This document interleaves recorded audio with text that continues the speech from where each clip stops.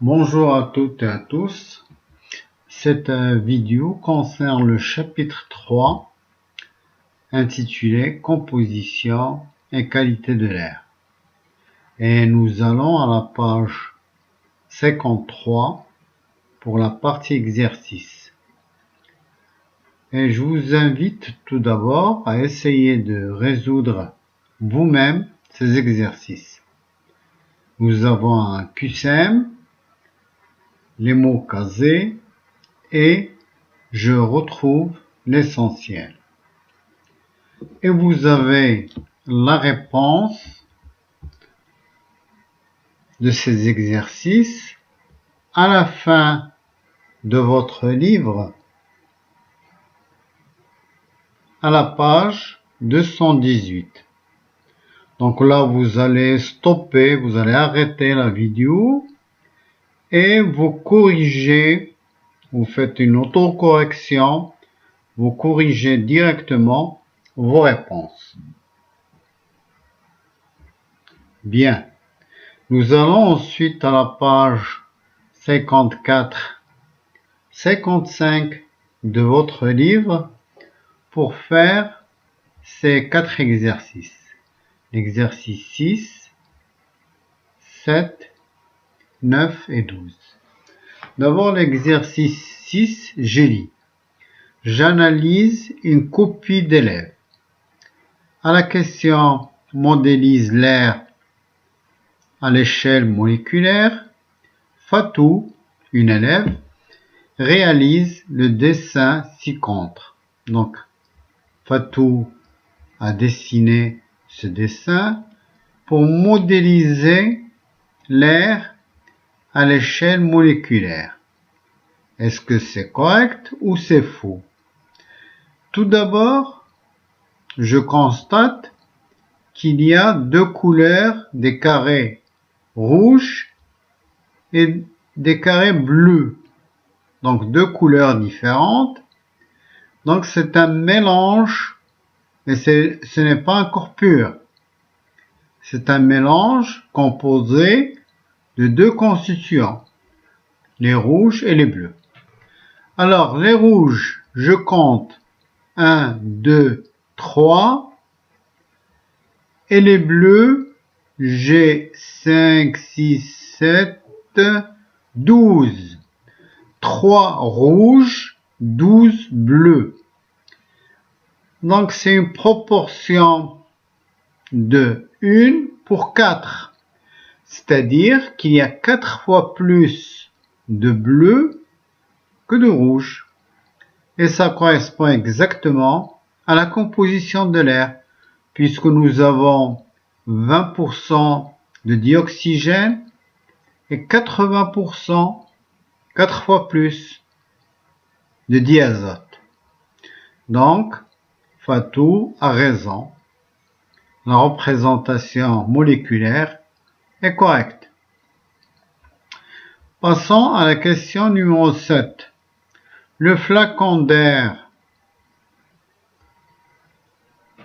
Parmi les 3 flacons ci-dessous, retrouve celui qui contient de l'air. Explique ton raisonnement. Le premier flacon, le numéro 1, contient des molécules qui sont semblables. Contient donc un corps pur. Donc il ne s'agit pas de l'air, puisque l'air est un mélange. Ici, nous avons un mélange constitué de carrés rouges et d'autres bleus, mais les rouges sont au nombre de 6 et les bleus sont au nombre de 6 aussi. Donc c'est pas l'air, parce que l'air, il y a 4 fois plus de diazote que le dioxygène. Donc il s'agit du flacon numéro 3, puisque nous avons 3 rouges qui représentent le dioxygène. Multiplié par 4, ça fait 12 bleus pour le diazote. Bien. On va regarder l'exercice suivant, où j'apprends à rédiger. Baptiste veut construire un diagramme circulaire pour représenter la composition simplifiée de l'air. Rappelle la composition de l'air. Alors la réponse, la voici. L'air contient en volume 20% de dioxygène, 80% de diazote.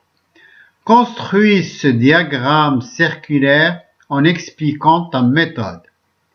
Réponse, pour tracer le diagramme, on calcule la valeur des angles associés au dioxygène et au diazote en utilisant un tableau de proportionnalité. Alors, je mets ici l'angle 360, c'est-à-dire un cercle, un tour complet, 360 degrés, correspond à 100%. Je commence par 20% d'oxygène, je multiplie les 20% par 360 degrés. Donc 20 fois 360 divisé par 100, ce qui me donne un angle de 72 degrés. Et c'est l'angle qui est schématisé ici par la couleur rouge. 72 degrés. Et le reste, 288, c'est l'angle que fait le diazote ici. Je peux le calculer autrement en multipliant 80% par 360 et je retrouve les 288. Bien.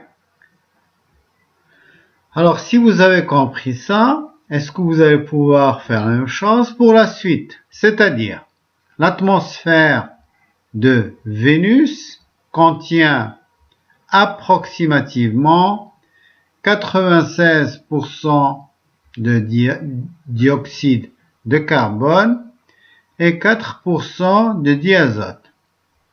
Donc maintenant, on s'intéresse à une autre planète. Elle contient 96% de dioxyde de carbone et 4% de diazote. On voudrait construire le diagramme. Donc je prends 360 que je multiplie par 4%, comme ce que j'ai fait tout à l'heure pour la Terre. Donc 360 fois 4%, c'est-à-dire 4 sur 100, et c'est égal à 14,4. Donc environ 14, un angle de 14 degrés pour le diazote, et le reste, c'est le dioxyde de carbone, 96%, que je peux retrouver en multipliant 360 degrés par 96 et je divise par 100. Bien. Dernier exercice. La salle de sciences physiques a pour dimension longueur 12 mètres, la hauteur de la salle 2,5 mètres et la largeur 7 mètres. Soit je réponds directement ou je suis guidé. Donc je vais faire la partie je suis guidé, ça revient en même à la fin. Détermine le volume de la salle. Donc le volume c'est simple, je multiplie la longueur par la largeur par la hauteur. Donc 12 fois 7 fois 2,5. Exprime ce volume en litres. Alors pour l'exprimer en litres, on multiplie par 1000, puisque 1 mètre cube, c'est 1000 litres. Enfin, on sait qu'un litre d'air pèse 1,3 g. Calculez la masse de l'air contenu dans cette salle. Donc le volume en litres que je trouve ici, je le multiplie par 1,3 g. Je trouve la masse en grammes que je divise par 1000 pour la trouver en kilogrammes. Ainsi s'achève donc notre troisième chapitre. Bon courage, travaillez bien.